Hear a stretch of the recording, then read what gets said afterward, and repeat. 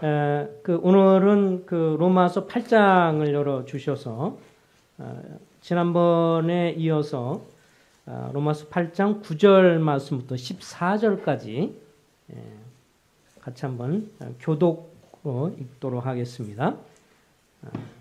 로마서 8장 9절에서 14절까지입니다.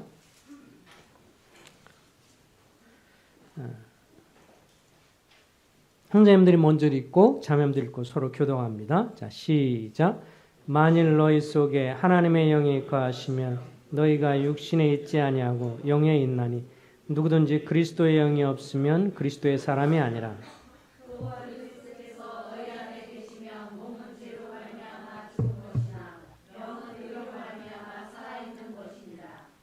예수를 죽은 자 가운데서 살리신 이의 영이 너희 안에 거하시면 그리스도 예수를 죽은 자 가운데서 살리신 이가 너희 안에 거하시는 그의 영으로 말미암아 너희 죽을 몸도 살리시리라.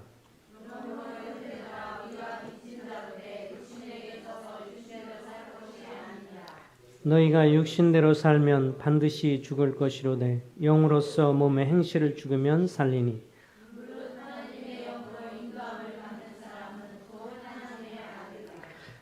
지난번에 이어서 오늘도 성령의 능력으로 사는 삶 두 번째 시간을 갖겠습니다. 어쨌든 로마서 8장에 보면 초반부에서 육신에 속한 불신자와 성령을 소유한 성도를 계속 분명하게 이렇게 구분을 하고 있습니다. 그러면서 이제 성령을 소유한 성도는 성령님의 인도를 받아서 사는 것이 정상적인 삶인 것을 말씀을 합니다.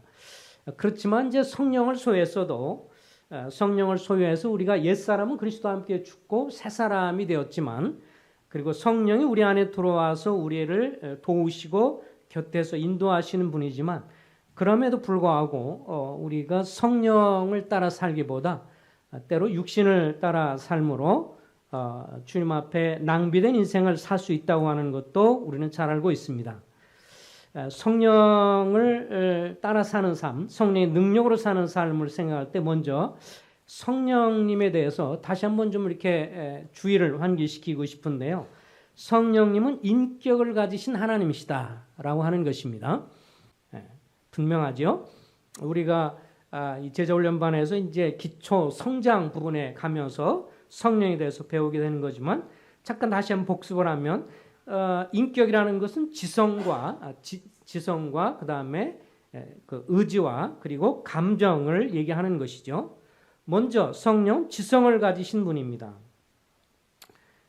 우리도 지성을 갖고 있는 것처럼 그래서 고린도서 2장 10절에 보면 오직 하나님이 성령으로 이것을 우리에게 보이셨으니 성령은 모든 것 곧 하나님의 깊은 것까지라도 통달하시느니라. 알고 계신다. 고린도전서 2장 10절에 보면 성령은 모든 것, 곧 하나님의 깊은 것까지도 다 알고 계신다. 그런 면에서 성령님은 지성을 갖고 계신 분이시다. 또 성령은 감정을 갖고 계시죠. 감정을 갖고 계십니다. 성경에 보면 그래서 하나님의 성령을 근심하게 하지 말라. 그 안에서 너희가 구원의 날까지 인치심을 받았느니라. 예배서 4장 30절 말씀 보면 근심을 한다. 이렇게 슬퍼하고 근심한다는 것은 감정을 가졌다는 거죠. 기뻐하고 즐거워하고 그리고 슬퍼하고 이런 면에서 성령께서도 슬퍼하십니다. 우리가 성령을 근심시킬 수가 있고요. 슬프게 만들 수가 있어요. 죄 가운데 빠질 때 그렇습니다. 또 성령은 우리처럼 의지를 갖고 계시죠. 그래서 고린도전서 12장 11절에 보면 성령께서는 그의 뜻대로 은사를 각 사람에게 나누어 주십니다. 그래서 그의 뜻대로라는 말이 있어요. 성령이 뜻을 가지고 계셔서 각 지역교회 성도들이 구원받으면 은사를 주시는 데 있어서 하나님의 뜻 가운데서 의지를 가지고 각 사람에게 은사를 주셔서 한 가지 이상의 은사를 주시죠. 돕는 은사도 주시고 권면하는 은사도 주시고 지혜의 말씀, 지식의 말씀, 또 긍휼을 베풀기도 하고 또 각종 능력도 행하기도 하고 뭐 여러 가지 측면에서 혹은 말씀을 전할 수도 있고 교사로서 뭐 등등 여러 수없이 많은 그런 은사들을 당신의 뜻대로 의지를 가지고 하실 수 있는 분이 바로 이 성령님이십니다. 그렇기 때문에 성령은 어떤 능력이 아니라 인격이 아닌 어떤 능력이 아니라 인격을 가지신 그런 하나님이시다라고 하는 것이고요. 또 성령님은 전능하신 하나님이시다라고 하는 것을 우리가 다시 인식할 필요가 있습니다. 요한복음 14장을 한번 열어주세요. 요한복음 14장입니다. 요한복음 14장 6절 17절 우리 다 같이 한번 읽어보겠습니다. 자, 시작. 내가 아버지께 구하겠으니 그가 또 다른 보혜사를 너에게 주사 영원토록 너희와 함께 있게 하시리니 그는 진리의 영이라 세상은 능히 그를 받지 못하나니 이는 그를 보지도 못하고 알지도 못함이라. 그러나 너희는 그를 아나니 그는 너희와 함께 거하시며 또 너희 속에 계시겠습니다. 예, 여기서 보면 성령은 진리의 영이시다 이렇게 말씀을 하셨어요. 진리의 성령이시고요. 그러면서 16절에 내가 아버지께 구하겠으니 그가 또 다른 보혜사를 너에게 주사. 성령님이 오시는 것은 분명하죠. 성부 하나님께서 성자 예수님을 이 땅에 보내셔서 우리의 죄를 해결하고 하나님의 자녀로 삼고 하나님의 뜻을 이루기 위해서 예수 그리스도를 보내셔서 우리를 위해서 죽으시고 부활하셨습니다. 그 다음에 이제 하늘로 올라가시면서 성부 하나님께 성령을 받아오십니다. 그래서 오늘 이 말씀이 그거예요. 내가 아버지께 구하겠으니 예수님이 아버지 하나님께 성령을 구해서 그가 또 다른 보혜사를 너희에게 주사 영원토록 너희와 함께 있으리니. 예수님이 죽으시고 부활하고 승천해서 아버지께 받아서 우리에게 주시는 분이 누구예요? 성령이십니다. 그래서 이 땅에 주님이 계실 때는 얼마나 제한이 많았어요? 주님이 갈릴리에 계시면 주님은 나사렛에는 안 계시고요. 주님이 갈릴리 호수에 계시면 사해 쪽에는 안 계시고 그렇지만 주님이 이제 부활하시고 나서 성령을 보내주심으로 성령을 통해서 우리가 어느 곳에 있든지 주님은 동시다발적으로 모든 사람에게 제한을 받지 않고 우리 안에 그리스도의 영, 성령이 계심으로 그 함께 하심을 보여주시는데 여기 보면 16절 다시 한번 보겠습니다. 내가 아버지께 구하겠으니 그가 또 다른 보혜사를 주신다고 그랬어요. 이 보혜사라는 말은 이제 헬라어로 그 파라클레토스라고 하는데 보통 곁에서 돕는 자. 그래서 영어 성경에 보면 더 헬퍼 이렇게 돕는 자라고도 했고요. 또 옛날 성경에는 이제 컴포터 그래서 위로자라고도 했고 옹호자 혹은 중보자라는 뜻을 가지고 있습니다. 이 한문으로 보혜사는 보자는요 지키고 은혜를 베푸는 스승이라는 뜻으로서 지키고 은혜를 베푼다. 그러면서 스승이다. 그래서 보혜사 이렇게 지키고 은혜를 주고 그리고 베푸는 스승이다. 그런 말로 한문으로 이제 보혜사라고 말했는데 여기서 이제 강조점은요. 이 보혜사 성령님 우리를 지키고 은혜를 베푸시는 스승으로서의 이 성령은 여기 보면 또 다른이라는 표현이 있었죠. 이 다른이라는 말은 이제 무슨 말이냐면 그 동일한 본질을 가지고 있지만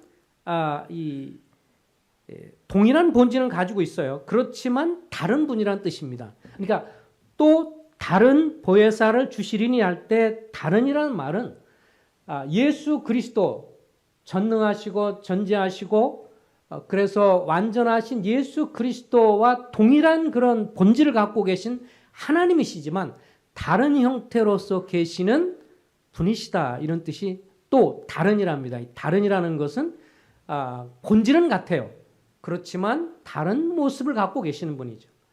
그래서 성령을 일컬어서 그리스도의 영이라고도 표현을 하고 있죠. 그리스도와 동일하신 전능하신 하나님으로서 여러분과 내 안에 거하시는 겁니다. 그래서 어떤 의미에서는요, 분명한 것은 우리가 예수님에 대해서 이제 믿고 생활하면서 이런 생각을 할 때가 있어요. 지금부터 2000년 전에 만약 예수님이 살던 그 나사렛 동네에 우리가 있었다면, 그리고 예수님과 함께 제자들이 있었는데 그들 당시에 우리가 있었으면 얼마나 더 믿기 쉬웠을까? 신앙생활을 더 잘할 수 있었을까? 글쎄요. 우리가 2000년 전에 주님과 함께 있다고 그래서 더 잘 믿었을까? 가장 가까이 있던 예수님의 동생들도 어떻게 했어요? 안 믿었어요. 그죠? 우리가 성경 지금 요새 제주훈련반 하면서 이제 완성편의 거의 마지막에 보면 그런 부분들을 다루고 있습니다만 사실 예수님에 대해서 예수님의 제자 동생들 야고보, 유다서를 쓴 유다, 그 다음에 야고보 등등 제자들은 계속 안 믿었죠, 주님을. 그래서 주님이 이제 막 말씀 가르치니까 왜 시골에 있어요? 빨리 저 큰 예루살렘으로 가시지. 막 이렇게 얘기도 하고 그러다가 마지막에 예수님이 죽으시고 부활한 모습을 보고 믿은 사람들이 주님의 동생들입니다. 그렇죠? 그러니까 같이 함께 있었다고 해서 잘 믿었을래냐? 이렇지는 않아요. 왜냐하면 인간적으로 생각하니까요. 나사렛 동네에 있던 사람들도 잘 믿었을까요? 안 믿었어요. 너무 잘하는 저거 엄마는 마리아 아니고 요셉의 아들 아니야? 저 내가 어렸을 때 속된 말로 똥기저귀 창고 내가 봤는데 뭐 이런 생각이 들면서 육신적인 생각하니까 오히려 더 믿지를 못하는 것이죠. 그래서 오히려 그런 한계를 가지고 있고요. 그래서 그때 당시에 살았다고 해서 더 잘 믿을 거냐? 뭐 그렇지는 않습니다. 오히려 그때 당시 있는 것보다 우리에게 더 놀라운 것은 그때 제자들 같은 경우는 아까 말한 대로 갈릴리에 계시면 사해 그쪽에는 안 계시고 예루살렘에 계시면 이제 뭐 나사렛, 베들레헴은 안 계시는 거니까 그러나 성령이 이제 주님이 죽으시고 부활한 다음에 성령을 우리에게 주셔서 모든 사람 어떤 시간과 상관없이 우리의 매 순간 매 시간마다 모든 성도에게 동일하게 그리스도의 영이 우리 속에 계셔서 우리를 위로하시고 때로는 격려하시고 힘을 주시고 다시 일어서게 하고 또 우리에게 또 잘못할 때 책망도 하시고 우리 마음을 잘못하면 근심 있게 하고 걱정이 되게 하고 그러면서 마음이 뭔가 이렇게 불안하게도 되고 이러면서 주님을 다시 의지할 수 있도록 하시는 거룩한 성령이 계시기 때문에 예수님 당시보다 우리가 더 잘 믿고 신앙생활할 수 있는 더 놀라운 조건을 가지고 있다는 것이 사실입니다. 믿으십니까? 아멘이죠. 우리가 더 복된 사람들입니다. 자, 그러면서 이제 오늘 중요한 것은 다시 본문으로 돌아가서요. 로마서 8장. 여기에 보면 이 11절에 보면 이제 성령을 통해서 지난번에 말씀을 드렸죠. 여기에 영이라는 것이 성령을 가르치는 것이 좀 많이 있다고요. 9절에 보면 하나님의 영 성령이죠. 그래서 하나님의 영이 거하시면 너희가 육신에 있지 않고 영 성령에 있나니 누구든지 그리스도의 영이 없으면 그리스도의 사람이 아니라 구원받은 사람은 가장 큰 특징이 뭐예요? 성령이 들어와 계시다는 거예요. 그죠? 이것이 놀라운 것이죠. 그래서 정말 예수 그리스도를 믿고 예수님 나를 위해서 죽으시고 부활하셔서 전에는 내가 삶의 주인이었다가 그리스도를 삶의 주인으로 모시면 그 그리스도의 영이 우리 속에 들어와서 그것이 이제 하나님의 자녀의 가장 큰 특징이 됩니다. 11절에 보면 예수를 죽은 자 가운데 살리신 이의 영, 이 성령이 너희 안에 거하시면 그리스도 예수를 죽은 자 가운데 살리신 이가 너희 안에 거하시는 그의 영, 성령으로 말미암아 너희 죽을 몸도 살리시리라. 장차 그리스도께서 오실 때 우리 몸이 어떻게 된다고요? 우리 몸이 어떻게 변화돼요? 우리 몸도 영화로운 몸으로 변화가 됩니다. 지금은 우리가 무슨 구원을 받았다고 그랬어요? 영혼의 구원을 받았어요. 근데 몸의 구원을 언제 받는다고요? 주님이 재림해서 오실 그날에. 지금 이 말씀도 그거예요. 너희 안에 거하시는 그의 영으로 말미암아 너희 죽을 몸도 살리시리라. 하나님의 성령을 통해서 우리 죽을 몸도 살리시는 거죠. 마치 자석이 모래 속에 자석을 딱 갖다 대면 모든 쇳가루가 다 달라붙는 것처럼 우리 안에 성령 그리스도의 영이 계시기 때문에 주님이 재림해서 오실 때 우리도 그분에게 달라붙으면서 우리의 몸이 영화로운 몸으로 변화될 것을 주님이 약속으로 주시고 있습니다. 그렇기 때문에 12절에 보면 그러므로 형제들아 우리가 빚진 자로 돼 육신대로 져서 육신대로 살 것이 아니니라. 여기서 우리가 빚진 자라고 말을 해주고 있습니다. 주님이 우리에게 이렇게 행하셨기 때문에 우리에게 빚진 자다. 우리는 빚진 자이기 때문에 육신대로 살아서는 되지 않는다. 그러므로 형제들아 우리가 빚진 자로 돼 육신에게 져서 육신대로 살 것이 아니니라. 어떤 의미에서 성도가 빚진 자일까?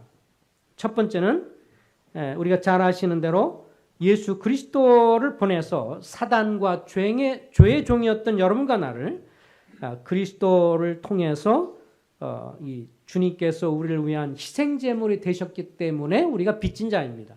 내가 죽어야 할 자리에 주님이 죽으셨다는 것, 내가 당할 수치를 주님이 당하셨다는 것. 뭘 저는 늘 그 주님의 죽으심을 생각할 때 고난도 생각을 합니다. 주님이 받으신 채찍, 그래서 이 채찍이 얼마나 끔찍한 거예요, 그죠? 채찍의 그거를 이렇게 보면 그때 당시 로마 사람들이 쓰는 채찍에 보면 채찍 끝에 납이 달려 있어서 한번 때리면 때릴 때마다 등가죽이나 이런 거 보면 등가죽 속에 박혀서 때리고 당길 때마다 살점이 떨어져 나가는 거기 때문에 이거는 가장 고통스러운 것이라고 그러더라고요. 그런 고난도 있고 머리와 그다음에 발, 손에 대못이 박히는 것뿐만 아니라 또 한 가지 주님의 죽으심을 생각할 때 생각나는 것은 정말 그 수치입니다. 저는 이 수치가 더 정말 부끄러운 것이라고 생각되는데 로마 형틀에 보면 다시 상기시키지만 주님이 십자가 못 박혀 돌아가실 때 그냥 단순히 죽은 것이 아니라 어떻게 했어요? 많은 사람 앞에 수치를 당하기 위해 죽는 거기 때문에 로마 사람들이 어떤 사람, 이 죄를 지은 사람을 사람들이 잘 보이는 곳에 모퉁이나 높은 곳에 잘 보이는 곳에 십자가를 올리면서 온몸을 완전히 발가벗겨서 아무런 이 걸친 것이 없는 상태에서 매달려서 죽게 하는 거기 때문에 그림을 그릴 때는 다 최소한 여기다 하체를 이렇게 가리게 수건이나 이렇게 했지만 실제로 주님은요 완전히 발가벗긴 상태로 십자가에서 죽으신 거죠. 수치. 그래서 치욕이라는 표현을 성경을 쓰고 있지요. 그래서 사람들이 그걸 보면서 고개를 막 흔들었잖아요.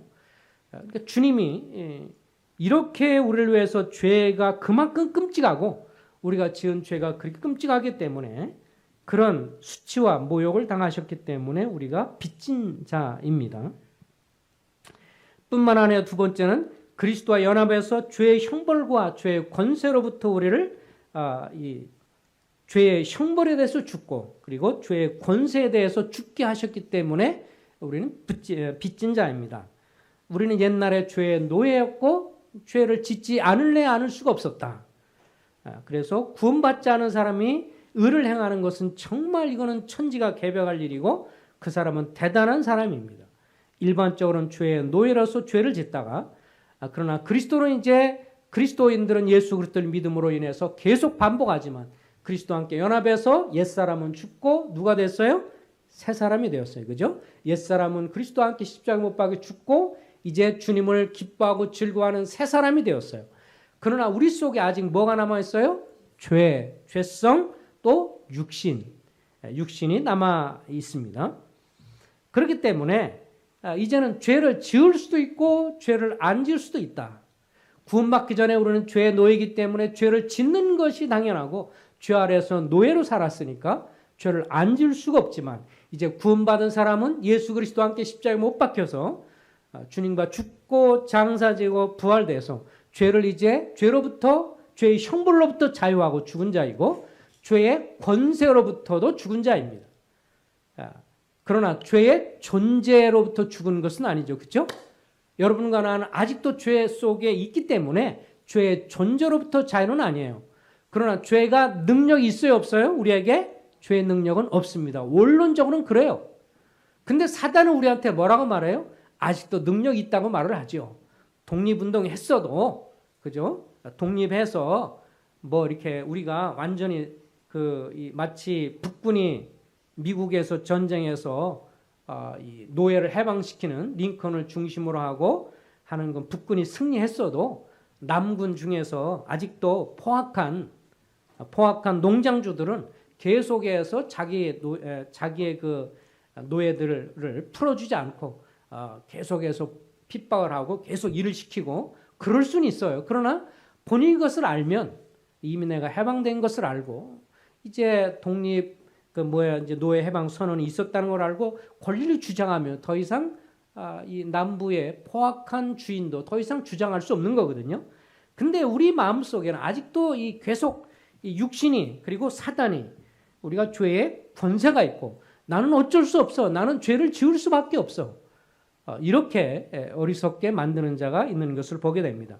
그러니까 동성연애 걸린 사람도 그렇게 생각한다고 그러죠.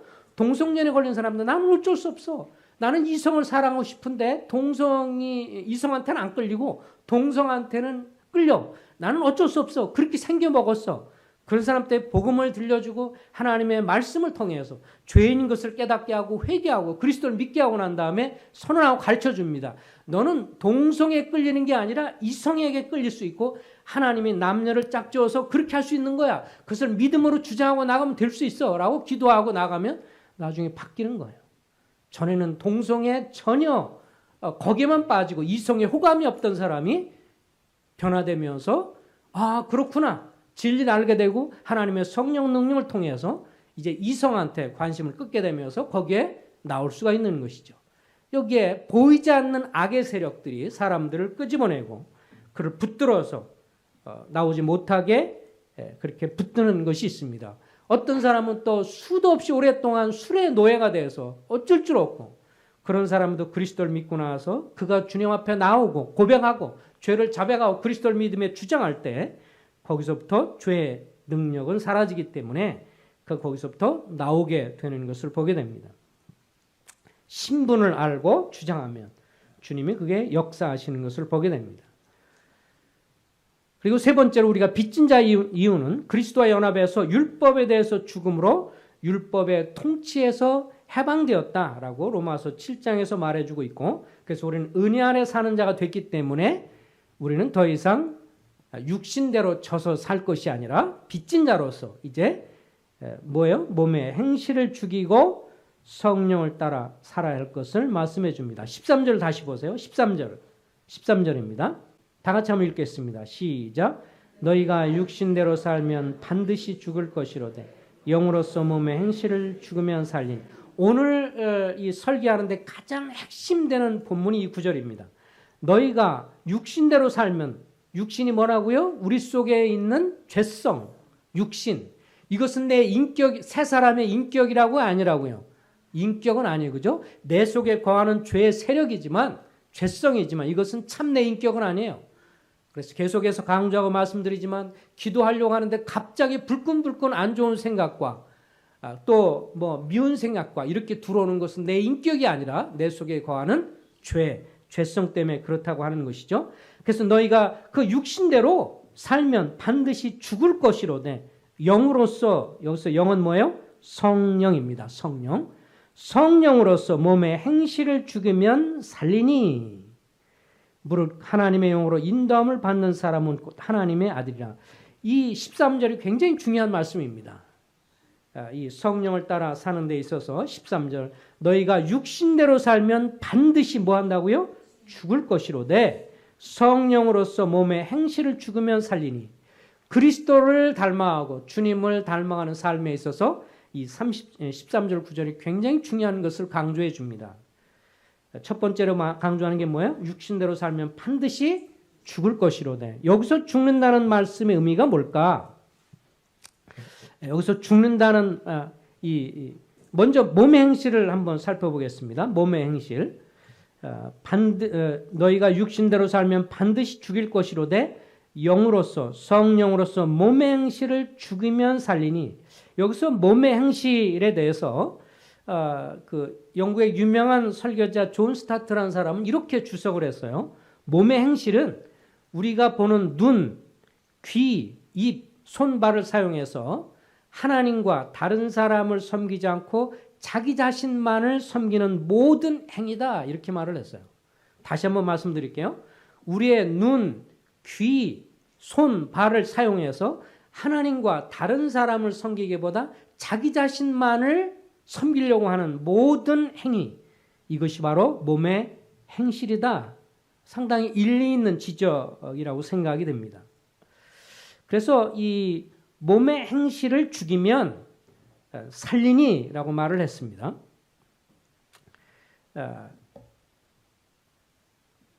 이 육신대로 살면 반드시 죽을 것이로되 몸의 행실을 죽이면 산다라고 할 때, 우선 이제 죽는다는 것을 한번 또 생각해 보겠습니다. 죽는다라고 하는 것은요, 우리가 만약에 구원받은 여러분과 내가 육신, 우리 속에 있는 육신, 죄성을 따라서 뭔가 행동했어요. 갑자기 우리 속에 이 분노가 일어나면서 막 말이 막 나오면서 쌍스러운 말이 나오고 싸우고 분노하면서 이렇게 이 죄를 범했어요. 그렇게 되면 죽는다라고 할 때 1차적으로 말할 수 있는 것은 여기서 우리의 어떤 신체적인 죽음을 강조하는 말은 아닙니다. 여기서 말하는 것은 여기 사실은 여기서 강조하는 것은 신체적인 죽음을 얘기하는 것은 아니에요. 물론 어떤 사람은 그럴 수 있습니다. 물론 이제 이 계속해서 그리스도인들이 주님의 이름을 거슬리게 되면 하나님이 그에 대한 징계가 있을 수 있습니다. 여기서 강조하는 것은 우리가 육신대로 죄의 성향대로 따라 살면 반드시 죽는다라고 할 때 그 말은 우리가 몸이 죽는다는 것을 강조하는 말은 아닙니다. 오히려 이 말은 주님 앞에서 반드시 죽는다라고 할 때 이 말은 주님 앞에서 주님이 계산할 수 없는 의미 없는 인생을 살게 된다라는 그런 말로 이해하면 좋습니다. 그러니까 살기는 살아요. 육신대로 살면. 그렇지만 그것은 하나님이 계산하는 삶도 아니고요. 영적으로 의미 있는 삶도 아니고 하나님과 무관하게 그냥 낭비된 삶을 죽는 삶이다. 이렇게 말할 수 있습니다. 이런 비슷한 표현을 어디서 볼 수 있냐면 누가복음 15장을 한번 열어주세요. 누가복음 15장. 누가복음 15장에 보면 죽는다는 의미가 이렇게도 쓰였다는 것을 볼 수가 있는데요.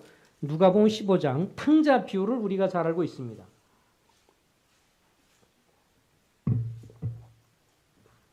누가복음 15장 탕자 비유를 보면 15장 11절 이하에 나오죠. 어떤 사람이 두 아들이 있는데 둘째가 12절 아버지에게 하는 말이 아버지 재산 중에서 내게 돌아올 분깃을 내게 주십시오. 그래서 아버지의 살림을 다 각각 가지고 13절 다 같이 한번 읽어보겠습니다. 시작. 그 며칠이 안 되어 둘째 아들이 재물을 다 모아가지고 먼 나라가 거기서 허랑방탕하여 제 재산을 낭비하였다 이렇게 표현해주고 있죠. 그런 다음에 14절 크게 흉년이 들었고 궁핍하고 15절에 보면 돼지를 치면서 돼지가 먹는 16절 쥐염열매를 먹고 이러면서 17절 스스로 돌이켜서 하는 말이 내 아버지 집에 얼마나 풍부한 음식이 많은가 양식이 얼마나 많은가 내가 여기서 굶어 죽는다 이러면서 내가 아버지께 하나님께 죄를 져서 이제 돌아가겠다라고 결정을 하고 돌아가게 됩니다. 근데 한편 아버지는 아들이 나간 다음에 둘째 아들이 나간 다음에 돌아오길 기다리면서 이렇게 말을 했어요. 자, 22절부터 24절까지 읽겠습니다. 시작. 아버지는 종들에게 이르되 제일 좋은 옷을 내어다가 입히고 손에 가락지를 끼우고 발에 신을 신기라.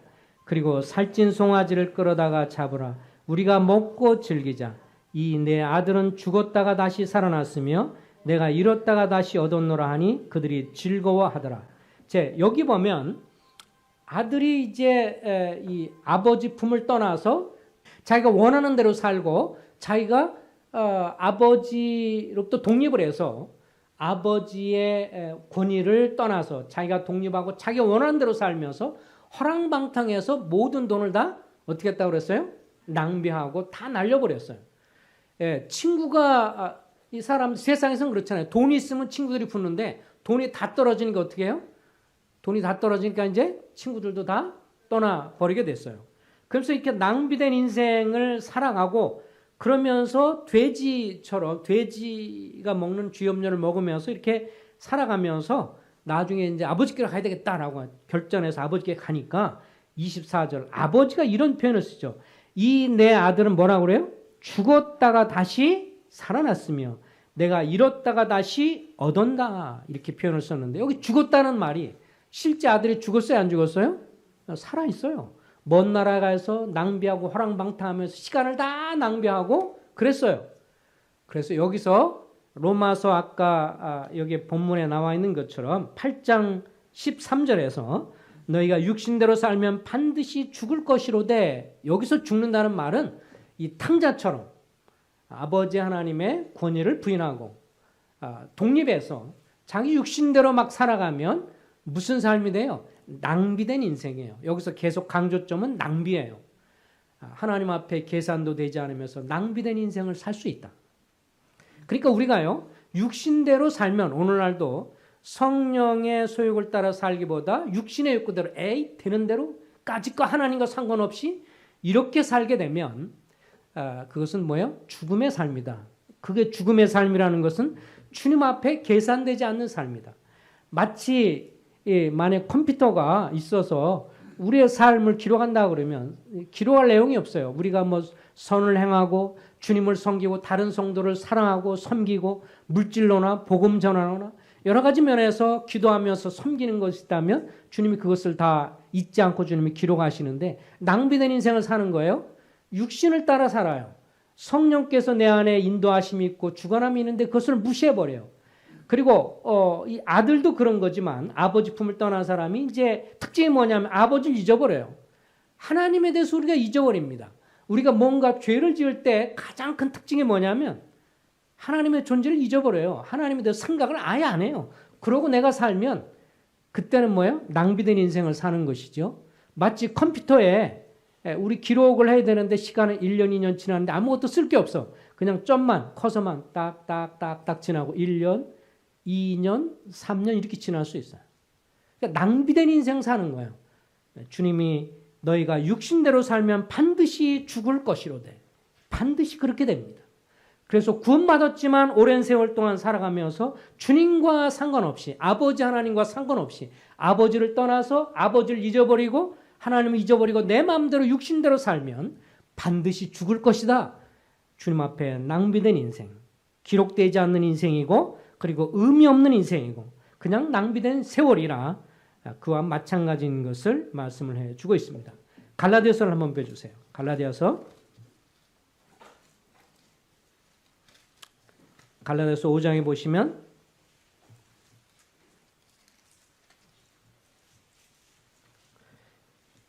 16절부터 18절까지 교동을 하겠습니다. 형제님들이 읽고 자매님들이 읽습니다. 시작. 내가 이르노니 너희는 성령을 따라 행하라. 그러면 육체 욕심을 이루지 아니하리라.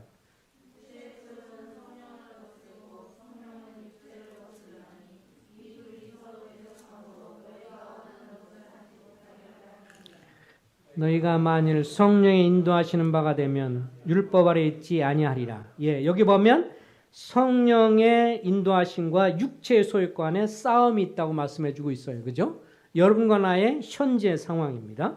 우리 속에 육신의 소욕, 육체의 소욕 혹은 육신의 소욕 같은 말이에요.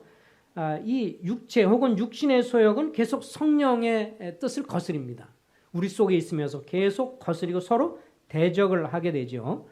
그러면 우리가 이 낭비된 인생, 육신을 따라 살면 어떤 결과를 보여주느냐? 19절부터 나옵니다. 자, 19절부터 21절까지 다 같이 읽겠습니다. 시작.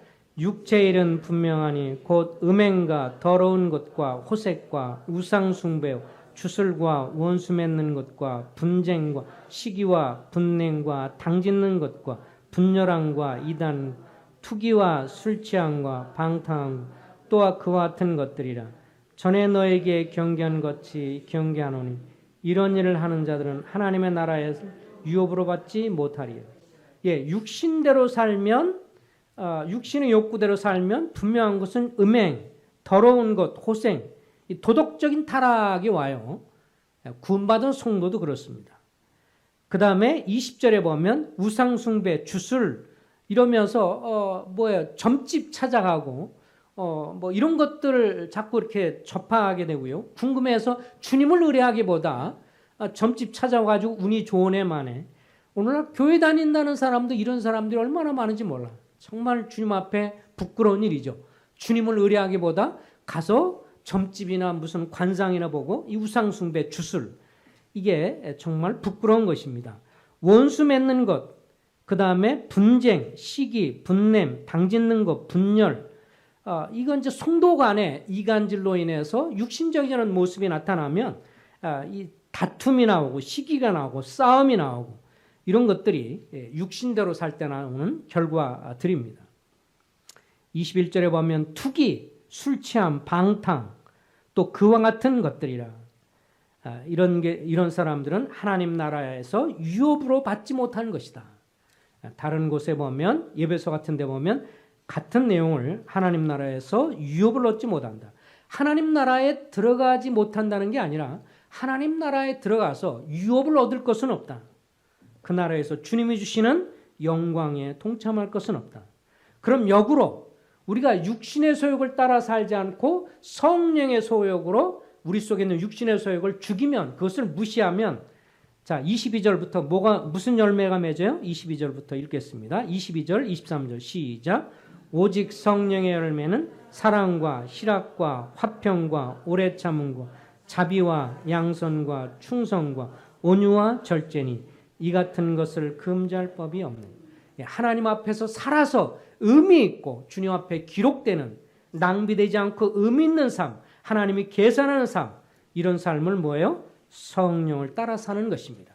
그래서 로마서 오늘 말씀에 간단하게 다시 한번 강조합니다. 너희가 육신대로 살면 반드시 죽을 것이로되 열매 없고 무의미하고 다툼과 싸움과 그리고 온갖 죄악에 빠지는 삶이 되고, 오히려 성령으로서 몸의 행실을 죽으면 우리 속에 있는 육신의 욕구를 무시하고 이것을 살찌우지 않게 이것을 무시하면 우리가 영적으로 살리니 주님이 계산하고 의미 있고 주님 앞에서 주님을 영화롭게 하고 나의 삶의 진정한 만족과 행복을 가져온 그리스도인의 삶의 풍성한 것을 경험하게 되는 삶, 영적으로 살리니, 이 두 가지의 싸움이 오늘날도 여러분과 나의 삶은 매일 매 순간 이것이 있다는 것을 기억하시길 바랍니다.